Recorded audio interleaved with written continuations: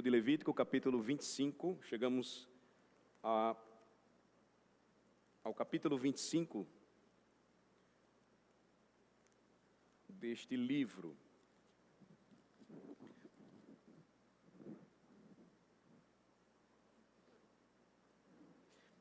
Em breve nós já estaremos concluindo o livro de Levítico, e o que nós descobrimos estudando juntos é que este livro, de certo, é mais rico do que talvez esperávamos. E é um sentimento de fato interessante quando nós estudamos a palavra de Deus e vamos descobrindo os livros da Bíblia, porque eu lembro de, não faz muito tempo, alguns anos, ter pregado na carta aos Hebreus, e após estudar Levítico com os irmãos, eu não teria pregado antes na carta aos Hebreus sem passar por Levítico com vocês. A compreensão e o entendimento da carta aos Hebreus, ela se torna outra. Algumas expressões, algumas palavras e até mesmo ideias que são colocadas ali pelo autor, elas ficam mais claras para nós quando nós estudamos Levítico. E isso nos tem sido realmente enriquecedor.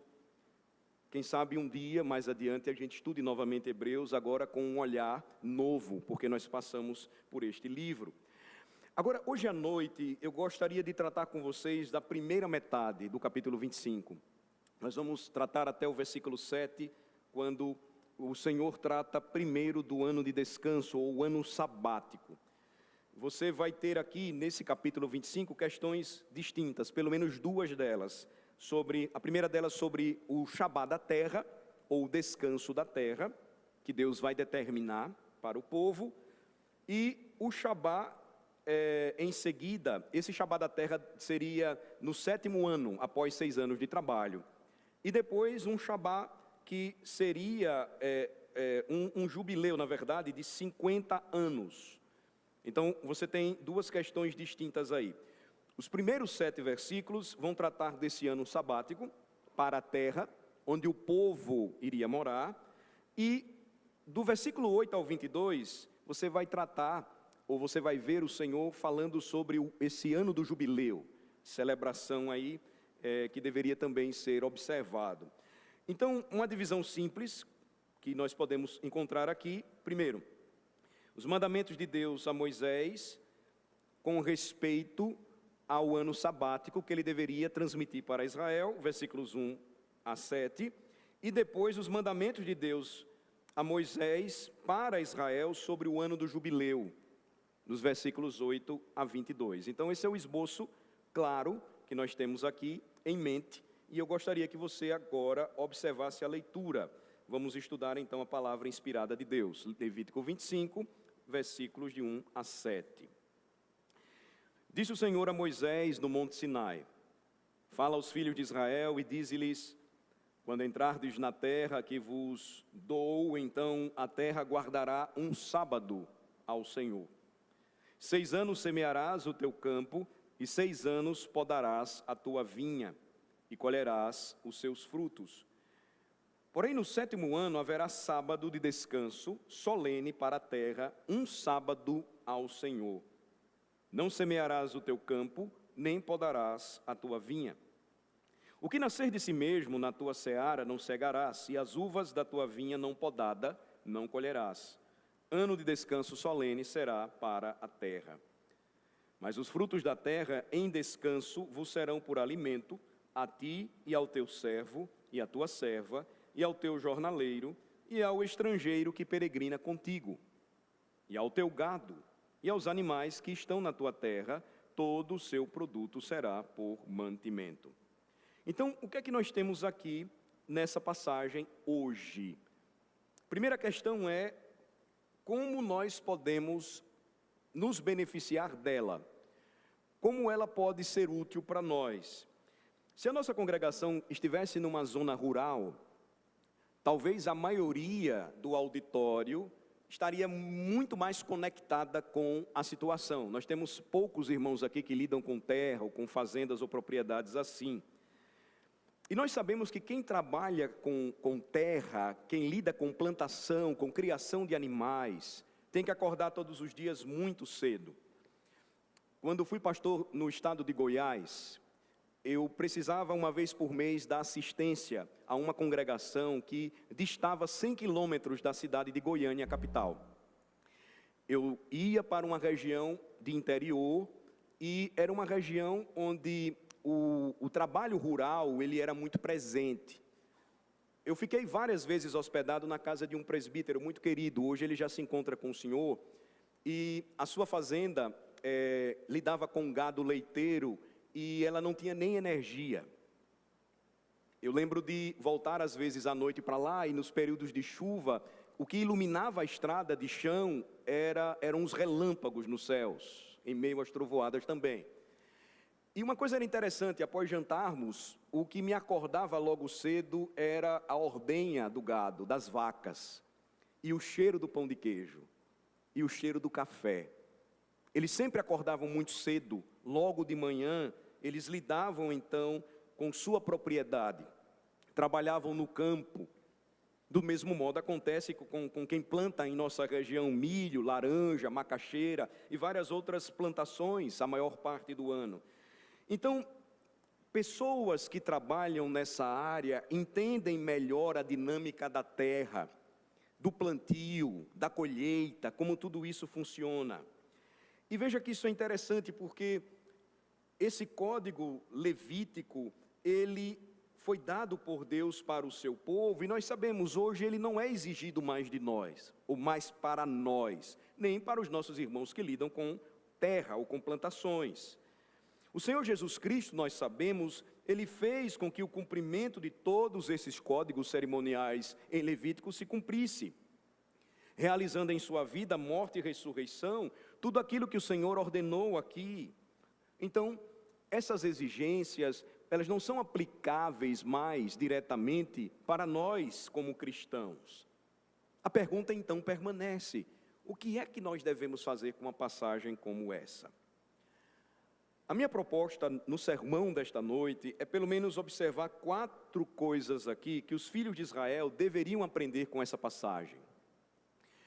Os comandos de Deus, ou seus mandamentos, tinham lições importantes, elas iam além de questões que se podiam ver.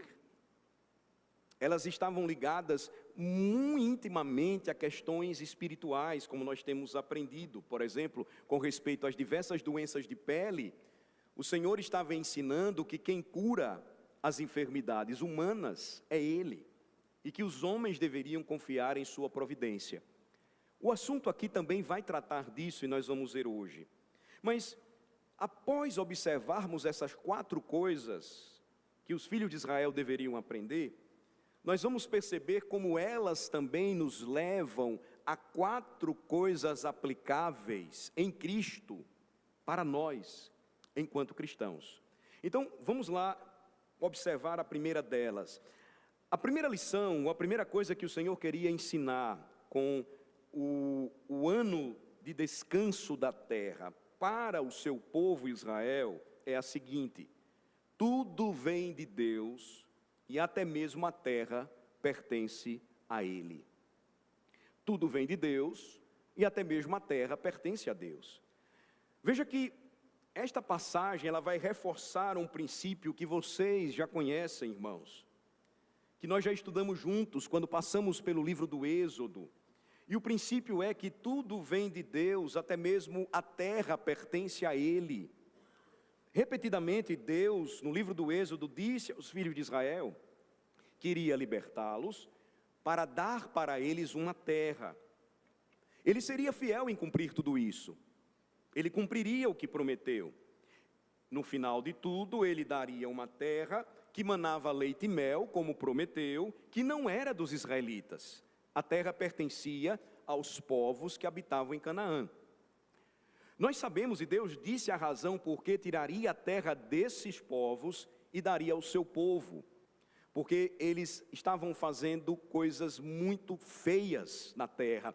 Eles estavam cometendo pecados muito graves contra o Senhor e contra os homens. Deus então os julgaria, expulsando-os da terra e estabelecendo o seu povo escolhido. Era uma terra que na época em que eles entraram, pertencia a outras pessoas, mas Deus havia decidido entregar nas mãos deles. Então, uma das verdades que eles nunca deveriam esquecer, portanto, era esta: tudo vem de Deus. Ele liberta, salva, santifica e abençoa o seu povo. Então, Deus deu essa terra para Israel. E não foi algo que eles ganharam ou mereceram. Foi algo que Deus lhes concedeu, algo que veio de sua mão. Mas ainda eles precisavam lembrar com este primeiro princípio ou lição: a terra ainda continuaria sendo de Deus.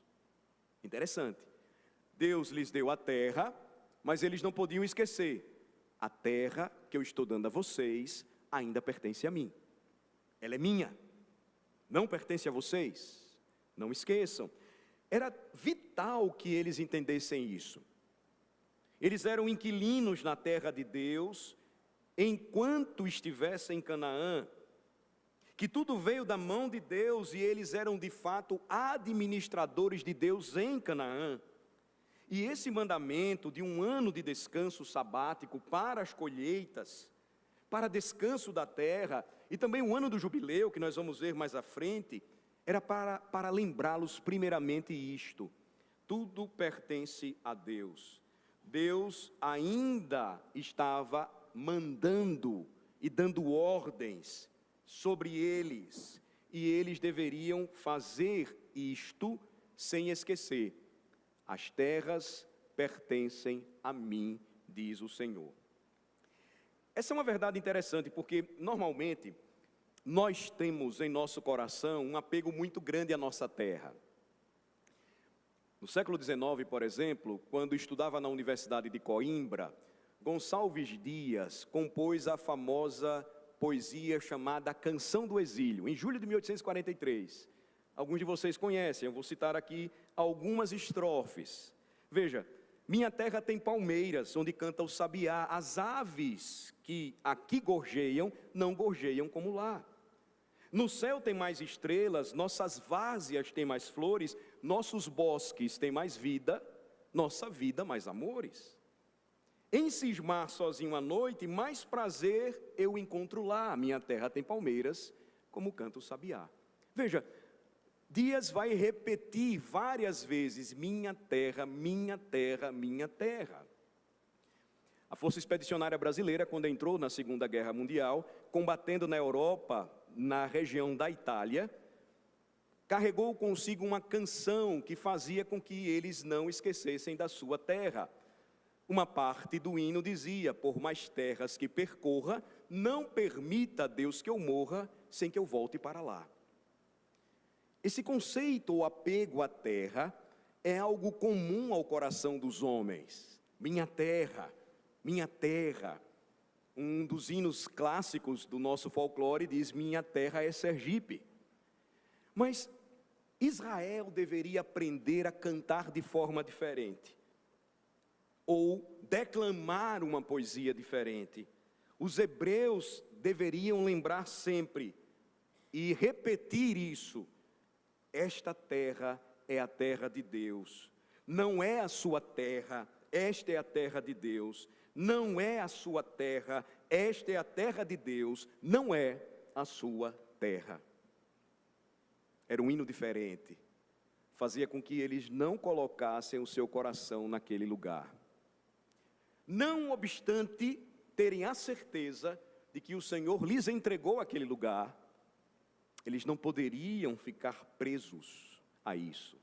Então esse é o ponto da lei do ano sabático e também da lei do jubileu. Lembrar aos filhos de Israel que esta terra é a terra de Deus. Ele diz então aos israelitas como deveriam cultivá-la. Ele diz também quando deveriam deixá-la descansando, porque a terra lhe pertencia. E se os israelitas, como filhos de Deus, seguissem o mandamento de Deus, o que é que eles iriam reconhecer? Que tudo o que tinham, possuíam, incluindo sua terra, vinha de Deus. E eles eram simplesmente os seus administradores. Agora, irmãos, veja, nós não precisamos viver sob Levítico 25 como cristãos para entender esse princípio. É aí onde o primeiro ponto, ou a primeira lição para os israelitas também fala para nós. Esse princípio de administração ensinado na palavra ainda funciona hoje. Deve se aplicar ainda hoje para nós, ou seja, tudo o que temos, Deus nos deu. O que possuímos pertence a Deus. Nós o mantemos em confiança como seus administradores e, portanto, quando lidamos com o que Deus, em sua misericórdia e graça, nos deu, mesmo aquelas coisas que ganhamos, e sabemos que ganhamos com o suor do nosso rosto, mesmo aquelas coisas que ganhamos porque ficamos até tarde trabalhando para que superássemos o outro, mesmo aquelas coisas que aprendemos porque somos mais inteligentes do que o outro, mesmo aquelas coisas que obtemos porque fizemos negócios melhores do que o outro, e assim por diante, em última instância, tudo isso pertence a Deus. Ele nos concedeu tudo o que temos e nós somos seus administradores. Portanto, devemos abordar tudo o que temos na vida com uma confiança em Deus, sendo seus mordomos, porque a Bíblia diz que um dia nós prestaremos contas de tudo. Então, Ele nos dá os princípios pelos quais devemos usar aquilo que lhe pertence e daremos contas a Ele, por isso, pela maneira como fizemos uso. Este é um princípio, então, irmãos, repito, que todo cristão pode apreciar em Levítico 25 e entender. Ele é reiterado aqui nesta lei do ano sabático, na lei do jubileu. A terra que Deus deu a Israel pertence a Deus, e quando nós olhamos para a nossa vida, Deus nos deu tudo o que a gente possui. Porque Ele nos confia isso, nós devemos nos enxergar como seus administradores, porque no dia final nós daremos conta a Ele de tudo o que administramos. Jesus falou sobre isso, muitos de vocês conhecem uma de suas parábolas, quando Ele falou sobre um senhor indo embora em uma longa jornada e confiando aos seus administradores vários aspectos de suas posses. E ele vai voltar um dia pedindo a eles, todos eles, prestação de contas. Temos então o primeiro princípio. Tudo vem de Deus e tudo que temos, mantemos em confiança a Deus como administradores. Mas existe um segundo princípio, uma segunda coisa que o Senhor queria ensinar a Israel. Ao seguir este mandamento, Israel aprenderia em cores vivas a depender da providência de Deus. Essa é a segunda lição. Se Israel obedecesse este mandamento de Deus, em cores vivas iria aprender a depender de sua providência. Veja que Israel precisava olhar para tudo aquilo e precisava descansar pela fé na palavra de Deus. Pense,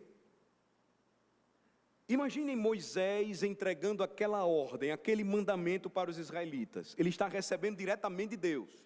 O texto começa, como sempre lemos em cada capítulo. Disse o Senhor a Moisés no Sinai, no Monte Sinai. Pensem vocês, israelitas ouvindo este mandamento e perguntando: o que é que nós vamos comer no 7º ano, se a gente não vai poder trabalhar a terra? Nós vamos ficar com muita fome se não tivermos nada para plantar e nada para colher. O que é que nós vamos comer? E é claro, irmãos, que a resposta dada nesta passagem é que tudo o que cresce espontaneamente por si só seria livre para que os israelitas pudessem recolher.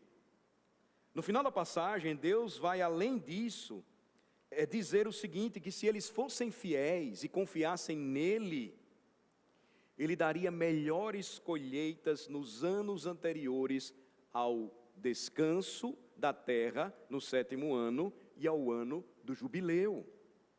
Então, o que tudo isso forçaria Israel a fazer? Se não depender da providência de Deus mais uma vez.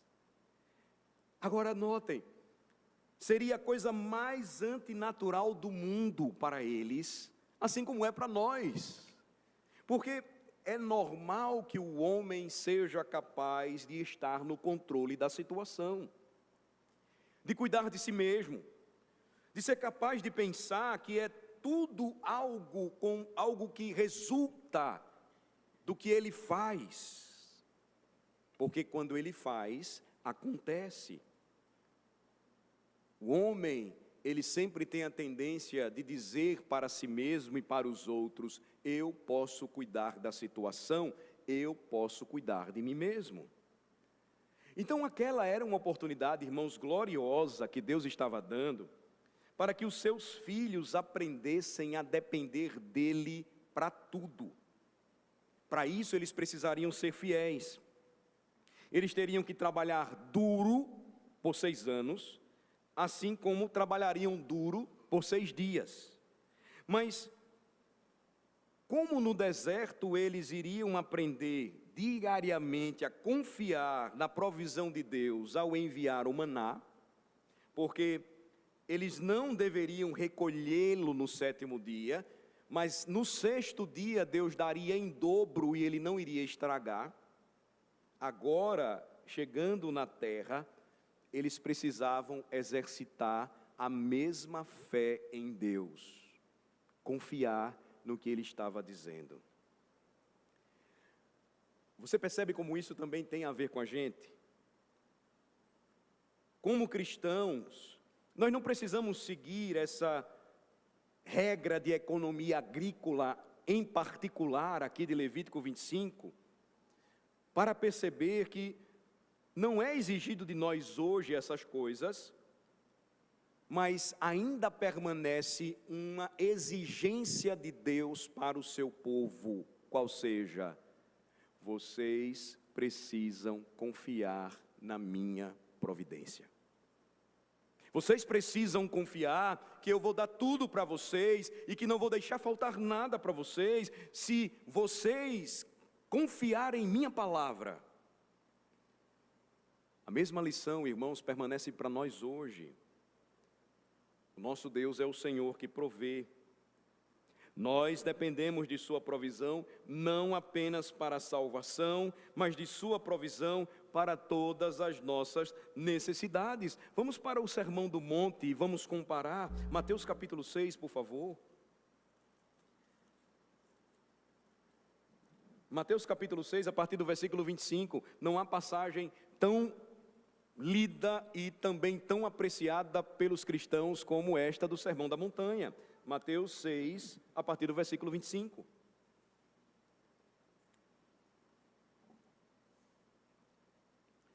Ela fala ou não fala sobre providência?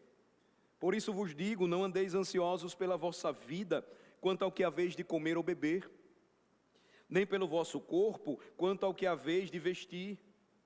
Não é a vida mais do que o alimento e o corpo mais do que as vestes? Observai as aves do céu. Não semeiam, não colhem, nem ajuntam em celeiros, contudo vosso Pai Celeste a sustenta. Porventura não valeis vós muito mais do que as aves? Qual de vós, por ansioso que esteja, pode acrescentar um côvado ao curso da sua vida? E por que andais ansiosos quanto ao vestuário? Considerai como crescem os lírios do campo, eles não trabalham, nem fiam. Eu, contudo, vos afirmo que nem Salomão, em toda a sua glória, se vestiu como qualquer deles. Ora, se Deus veste assim a erva do campo, que hoje existe e amanhã é lançada no forno, quanto mais a vós outros, homens de pequena fé. Portanto, Não vos inquieteis, dizendo, que comeremos, que beberemos, ou com que nos vestiremos? Porque os gentios é que procuram todas estas coisas, pois vosso Pai Celeste sabe que necessitais de todas elas. Buscai, pois, em primeiro lugar o seu reino e a sua justiça, e todas estas coisas vos serão acrescentadas. Portanto, não vos inquieteis com o dia de amanhã, pois o amanhã trará os seus cuidados, basta ao dia o seu próprio mal. A mesma lição que nós encontramos em Levítico 25, ela se reproduz nas páginas da Bíblia e tem a sua perfeição completa nas palavras do nosso Redentor.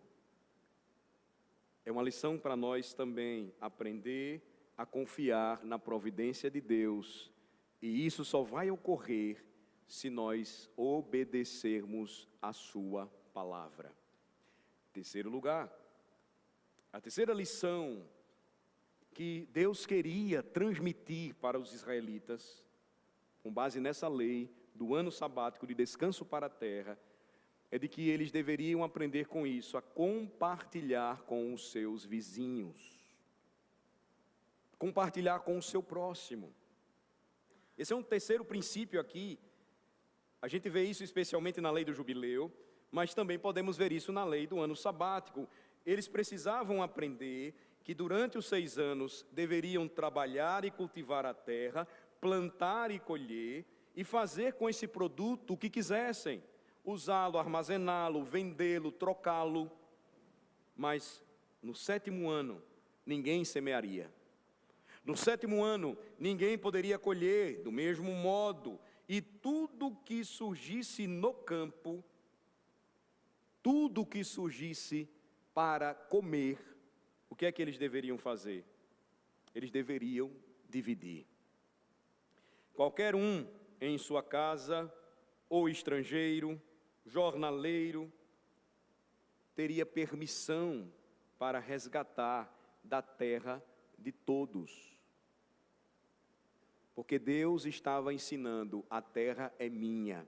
E nesse ano, todos vocês vão aprender a depender de mim de uma forma mais profunda e conhecer a minha providência de uma forma muito maior. E com isso vocês vão ter que aprender a dividir.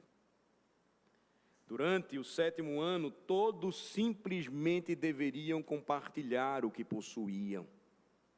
Veja, irmãos, não é uma imagem incrível que nós temos aqui, porque quando você vai para Atos capítulo 4, é a mesma coisa que acontece. Por favor, livro de Atos dos Apóstolos, capítulo 4.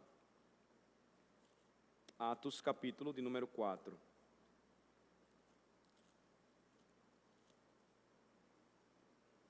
Na verdade, Atos 2, 42. Em Atos nós percebemos que os primeiros cristãos que estavam ali juntos, sob tremenda perseguição em Jerusalém, servindo ao Senhor Jesus, estavam também aprendendo a confiar pela fé na providência de Deus, porque eles estavam perdendo tudo, por amor a Cristo. E eles então precisariam ter tudo em comum, porque senão jamais sobreviveriam. Então, a obediência à palavra de Deus resultou na confiança em sua providência e na verdade prática de que eles precisavam se apoiar. Veja o versículo 42. Primeira, confiança na palavra, e perseveravam na doutrina dos apóstolos, e na comunhão, no partir do pão e nas orações. Então, a partir da devoção a Deus, da obediência à palavra de Cristo, do descansar em tudo aquilo que Ele providenciaria para suas almas, as demais coisas elas viriam naturalmente. Verso 43, em cada alma havia temor, e muitos prodígios e sinais eram feitos por intermédio dos apóstolos. Todos os que creram estavam juntos e tinham tudo em comum. vendiam as suas propriedades e bens, distribuindo o produto entre todos, à medida que alguém tinha necessidade. Diariamente, perseveravam unânimes no templo, partiam pão de casa em casa e tomavam as suas refeições com alegria e singeleza de coração, louvando a Deus e contando com a simpatia de todo o povo. Qual o resultado? Enquanto isso, acrescentava-lhes o Senhor dia a dia os que iam sendo salvos. A promessa de Deus é: eu vou abençoar vocês ainda mais se vocês fizerem isso. Eu vou abençoar vocês ainda mais e os tornarei prósperos se vocês tiverem um coração generoso. Em outras palavras, eles tinham tudo em comum e por essa razão eles cuidavam uns dos outros, porque reconheciam que, uma vez que Deus lhes dava tudo o que possuíam, eles tinham a responsabilidade de cuidar uns dos outros como irmãos em Cristo Jesus. Veja como essa passagem, então, ela é rica para nós, porque tanto no mandamento do ano sabático, em Levítico 25, quanto no mandamento do ano do jubileu, a lembrança aos filhos de Israel é que eles precisavam se preocupar com o próximo, habitando no meio deles, para que pudessem também exercer o cuidado mútuo. E esta passagem nos lembra de uma preocupação especial que nós precisamos ter uns com os outros enquanto cristãos. Existem muitas formas práticas como isso pode se manifestar hoje entre nós. Pode se manifestar em termos do trabalho da igreja e pode se manifestar também em termos de nossas relações pessoais com o próximo, um a um. O Senhor pode trazer cristãos para a nossa esfera de experiência de tempos em tempos, que podem se tornar o objeto do nosso cuidado e preocupação, e isso de forma tangível, experimental. O compartilhamento do que Deus nos deu com eles. Podem ser missionários, mas podem ser também simplesmente cristãos que vemos em uma situação em que nós não temos nenhum envolvimento ou culpa, mas que porque estão passando necessidade, passam a se tornar objeto do nosso amor, do nosso cuidado, da nossa assistência. O princípio, irmãos, aqui em Levítico é precioso para nós hoje. Deus nos dá muito mais do que possuímos, para que também possamos compartilhar do muito que possuímos com aqueles que Ele coloca em nosso caminho.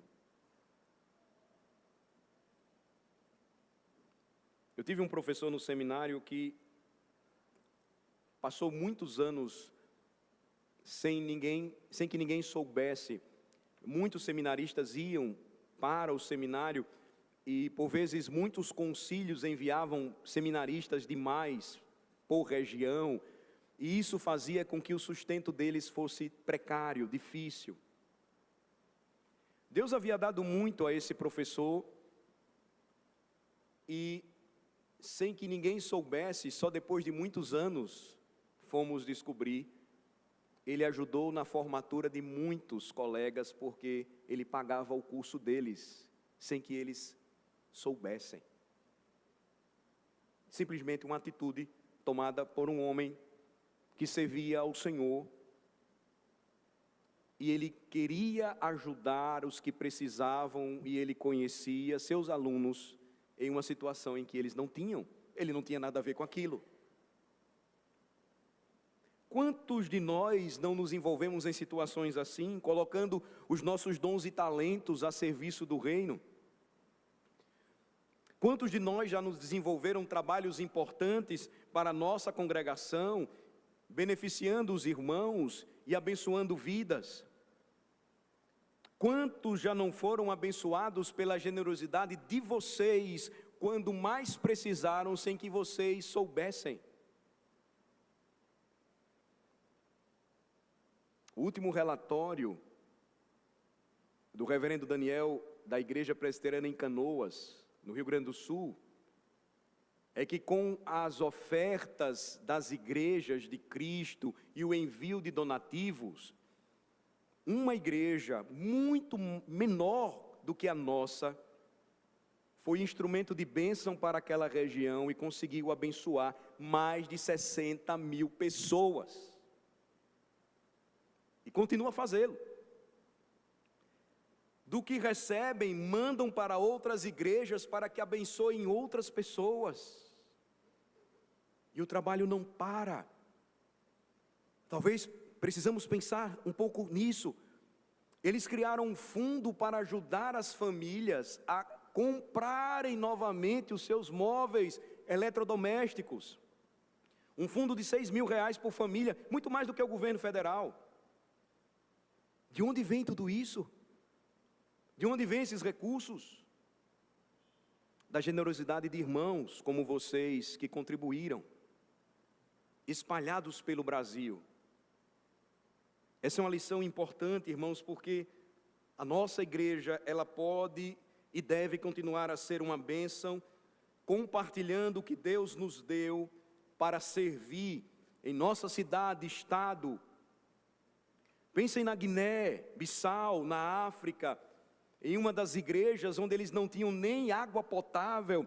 Os donativos enviados por esta igreja abençoou não somente cristãos, mas também famílias muçulmanas.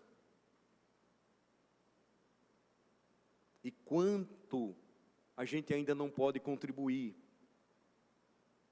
Basta que apenas tenhamos um coração generoso, lembrando que quando Deus nos abençoa, Ele nos abençoa para que possamos abençoar outras pessoas. Não é maravilhoso perceber, irmãos, aqui que esses mandamentos, eles estavam forçando os filhos de Israel a não simplesmente olharem para si mesmos. Eles precisavam zelar pelo bem-estar do seu próximo, assim como nós, enquanto cristãos, devemos ter uma atitude semelhante, especialmente quanto aos domésticos da fé. É o que nos diz a palavra de Deus. Quando Deus nos abençoa com muito, estejamos sempre dispostos também a abençoar. Veja que na história da nossa igreja, quando nós conversamos com os irmãos mais velhos, não é incomum ouvir histórias de como suas casas estavam sempre abertas para acolher pregadores do Evangelho, receber missionários. As viagens eram cansativas, eram longas, muitas distâncias eram percorridas, e sempre era uma grande bênção ser recebido em uma família temente a Deus, tendo uma cama para deitar, uma comida quente para comer, um bom café para saborear. Isso não muda, irmãos, embora o nosso contexto seja diferente, mas nós devemos sempre nos sentir felizes quando fazemos isso. O princípio bíblico, ele se repete no Novo Testamento. Paulo, escrevendo aos Coríntios, vai dizer: Deus ama ao que dá com alegria. Eu poderia dar mais de 1000 maneiras aqui semelhantes de como nós podemos olhar para o que Deus nos deu e perguntar como nós podemos compartilhar isso com os nossos irmãos em Cristo, com aqueles que estão passando necessidade. Este é o terceiro princípio. Você sempre deve aprender a compartilhar com o seu próximo aquilo que Deus te deu. Mas o princípio final, o quarto e último princípio desta noite, eu diria que este é o mais importante de todos eles, embora os outros sejam também. É que a terra que Deus estava dando aos filhos de Israel em Canaã não era o descanso final. E não era a terra final. Esse é o quarto princípio. E eu gostaria de gastar um pouco mais de tempo nele com vocês. Levítico 25 deixou claro para Israel, ou deixaria se o povo tivesse prestado atenção, que o descanso que Deus estava dando aos filhos de Israel na terra de Canaã A terra que Deus estava dando aos filhos de Israel em Canaã não era o descanso final e não era a terra definitiva. Veja como esta passagem deixa claro essa lição para nós. Pensem comigo. A cada 7 anos, os filhos de Israel deveriam lembrar de que a terra que Deus estava dando a eles em Canaã não era a terra definitiva que Ele lhes daria. Por quê? Porque a cada 7 anos eles iriam desejar uma terra que ainda não tinham desfrutado. Eles ficavam no 7º ano em stand-by.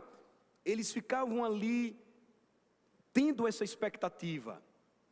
Deus estava lembrando para eles algo que era extremamente importante para a sua jornada de fé. Israel tinha uma tendência à satisfação, à acomodação, quando entrava na terra. Foi assim no Egito. Não seria diferente na terra de Canaã. O povo entrou em Canaã, Canaã foi conquistada pelo povo e o povo se acomodou lá. O povo falhou em se lembrar de que Canaã em si era a imagem de algo maior que estaria por vir. E o ano sabático de descanso da terra, o ano do jubileu, eram apenas 2 formas pelas quais Deus constantemente estaria lembrando aos seus filhos: havia algo mais do que Canaã. Uma terra maior e superior do que esta aqui. Havia mais do que a terra de Canaã para vocês. Geograficamente, Canaã era a localização perdida por Adão, a localização do Éden. Mas Deus não havia projetado o Éden para que Adão vivesse ali para sempre. O Éden fazia parte da gênese de tudo, do começo de tudo. O jardim iniciava o projeto de Deus para a humanidade, mas o seu encerramento seria uma cidade cujo arquiteto e o construtor era o próprio Senhor. Veja, se você acompanhou bem a leitura de Hebreus capítulo 4, o autor fala muito disso. Vamos para lá novamente, Hebreus capítulo 4, por favor.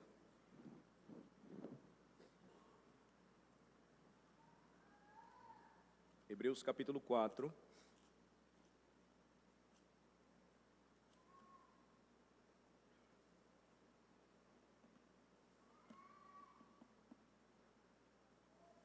Versos 8 e 9.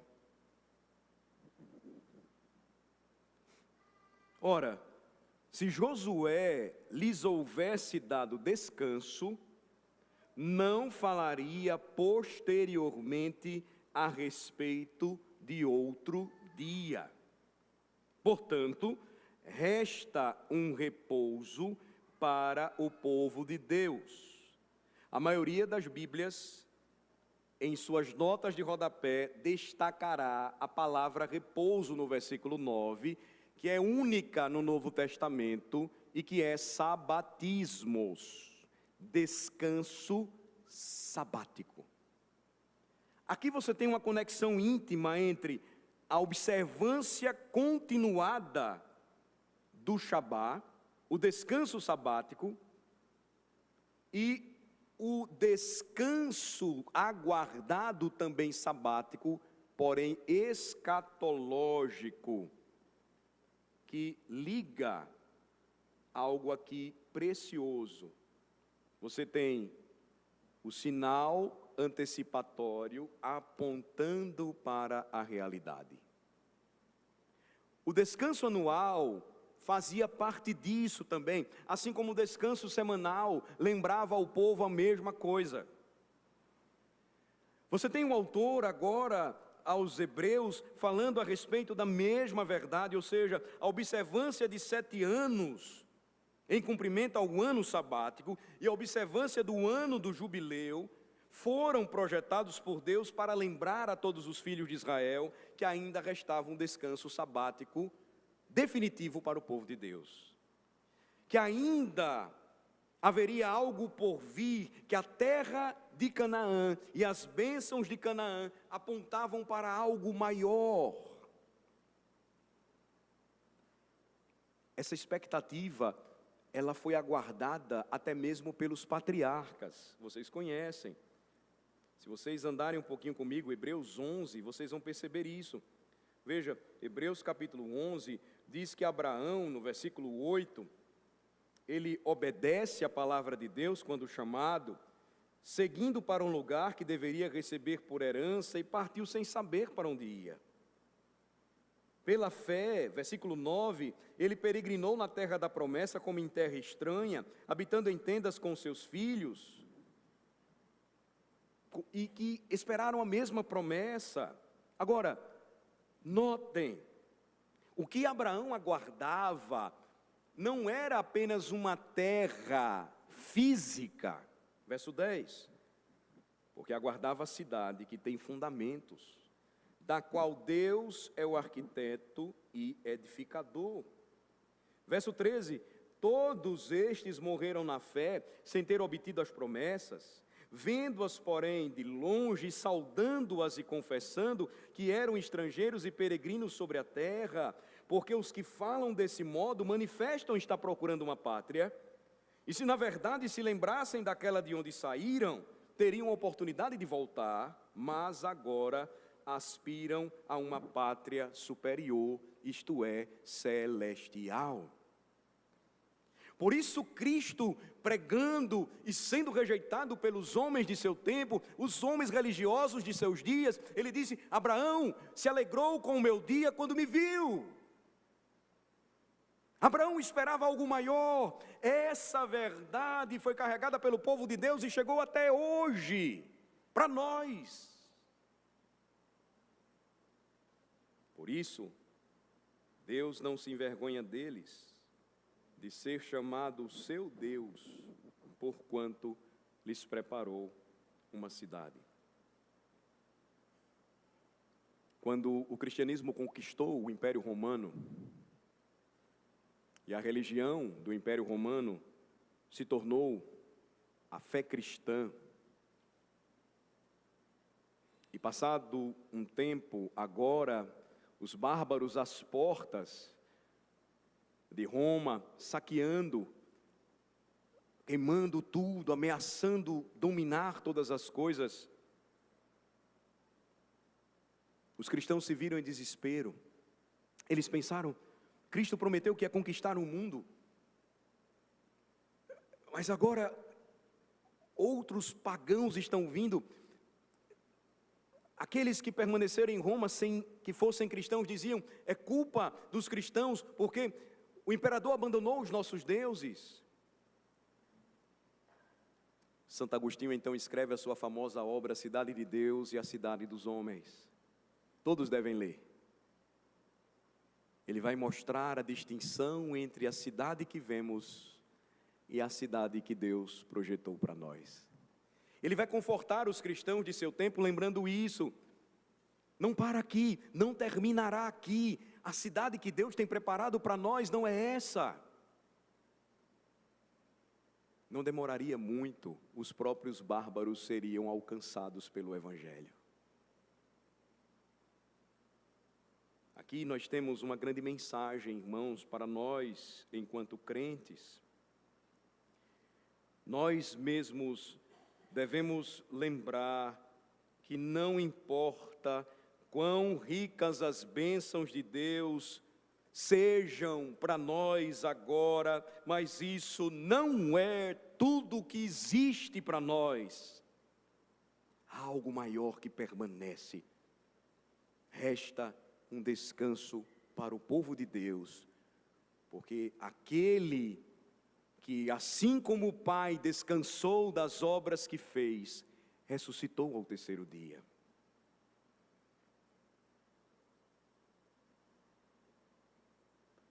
Malcolm Muggeridge disse certa vez que a única tragédia final é que um homem faça desta terra o seu lar definitivo. A única tragédia final é que um homem faça desta terra sua. E Deus estava lembrando os filhos de Israel ao dizer isso. Agora, a cada 7 anos, vamos simular e fingir que vocês não têm uma terra aqui que lhes pertença. Vocês não vão semear, vocês não vão colher, vocês não vão reunir, vocês não vão vender, vocês não vão negociar, mas vocês vão se comportar como peregrinos. Vocês devem fingir que não tem nada aqui a cada 7 anos. Embora a terra esteja debaixo de seus pés e eu tenha dado tudo isso para vocês, lembrem-se, essa é uma imagem de que eu estou preparando algo maior para o meu povo. E por que tudo isso, irmãos? Para que os filhos de Israel soubessem que havia algo por vir, algo maior na providência de Deus. E meus irmãos, temos isso tão bem aqui, que às vezes somos tentados também, diante de tudo o que possuímos, fazer desta terra o nosso lar definitivo. E esse mandamento, então, do ano de descanso e do jubileu, também oferece uma lembrança importante para o crente. Mesmo os cristãos que vivem na luz gloriosa da ressurreição, na luz das promessas gloriosas do Senhor Jesus Cristo, de todos os seus ensinamentos acerca do mundo vindouro, ainda podem ser socorridos estudando Levítico 25, porque o Senhor nos lembra, aqui não é o final da história. A exortação apostólica é: vivam como peregrinos deste mundo e não façam dele o vosso lar. É difícil isso para nós, né? É difícil.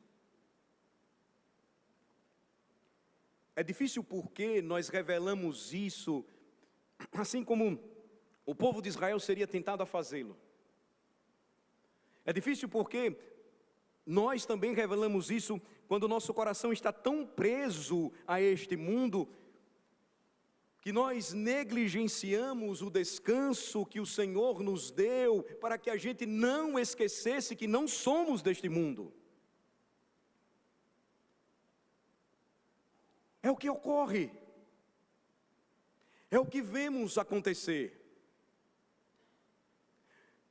O simples fato de dizermos que vamos guardar o dia do Senhor, que nós amamos o dia do Senhor, que nós não vamos trocá-lo por qualquer outra coisa, já é uma clara e evidente condenação do mundo contra nós e até mesmo de cristãos que nos consideram radicais.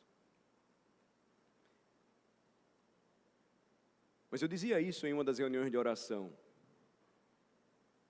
A gente teve uma reação muito positiva de atletas cristãos na última Olimpíada, por conta do ultraje que fizeram à ceia do Senhor, naquela representação ridícula, declarando a sua fé em Cristo, o seu amor a Ele, dedicando tudo a Ele. Mas quantos cristãos nas Olimpíadas competiram no dia do Senhor? Não fez diferença. Quantos políticos que se apresentam evangélicos, eu sou o candidato dos evangélicos, estão aí em carreatas no dia do Senhor, mandam panfletar na frente das igrejas no dia do Senhor. Ou seja, eles perderam a ideia, perderam o foco, esqueceram que o Senhor disse: há um dia para que vocês não esqueçam disso, confiem em mim. Trabalhem muito, estudem, se dediquem, mas esse dia é meu, para que vocês não esqueçam que tudo que vocês têm também me pertence, é meu, eu estou dando para vocês. mas que se vocês confiarem no que eu estou mandando vocês fazerem, eu vou abençoar muito, mas muito, mas muito mais vocês. Se você já leu O Peregrino de John Bunyan, você vai perceber que uma das coisas mais difíceis quando você lê aquele livro maravilhoso é fazer aquilo que ele fez. Querer viver como um peregrino quando você vive tendo tudo. E você sabe muito bem, quando você não tem muito, é fácil você se mover, mudar de um lugar para outro. Mas quando você tem tudo, é muito fácil se acomodar e ficar confortável. Então você tem Deus dizendo aos filhos de Israel, dizendo a você e a mim: meus filhos, por melhor que eu tenha sido para vocês aqui, por mais bênçãos e recursos que eu tenha dado para vocês neste mundo, esta terra não é o lar de vocês. E por essa razão, um descanso sabático permanece para o povo de Deus. Para que você saia daqui todo o primeiro dia da semana e fixe os seus olhos na cidade celestial. A cidade que tem fundamentos, cujo arquiteto e construtor é o próprio Deus. Vocês devem viver como peregrinos aqui, porque este mundo não é o seu lar. O lar do cristão ainda está por vir. Veja, tudo isso é importante para que você alinhe a sua vida a partir do dia de descanso que o Senhor dá para você. Ele não está dizendo para você sair daqui e a partir de hoje não fazer mais nada. Porque as lições anteriores mostram que a gente tem muita coisa para fazer. Somos enviados para servir. Temos uma obra de evangelização. Temos espaços a ocupar. Esperar corretamente a volta de Cristo é servindo ao Senhor, servindo ao próximo. Fato. Mas se a gente se envolve nisso tudo e esquece o mais importante, que é o que acontece aqui, juntos, então nós vamos começar a fazer as coisas por fazer. E nós vamos nos esquecer a razão maior por que fazemos todas elas: Jesus Cristo. Jesus Cristo. Lembrem-se, é um grande privilégio que nós temos hoje, a liberdade que o Senhor nos tem dado em nossa nação, de vir à igreja, não pode ser negligenciada por nós. Isso fará mal para a nossa alma, vai colocar cada vez mais os nossos pés fincados aqui, e vai fazer com que nós nos esqueçamos das realidades celestiais. Colossenses 3, não esqueçam. Pensem nas coisas lá do alto, nas que são lá de cima. Coloquem o seu coração nelas. O novo homem, então, agora tem um novo coração, uma nova mente em Cristo. E ele vive neste mundo como se fosse um peregrino, se preparando para o céu. Vivamos como peregrinos, porque este mundo não é o nosso lar. O nosso lar ainda está por vir.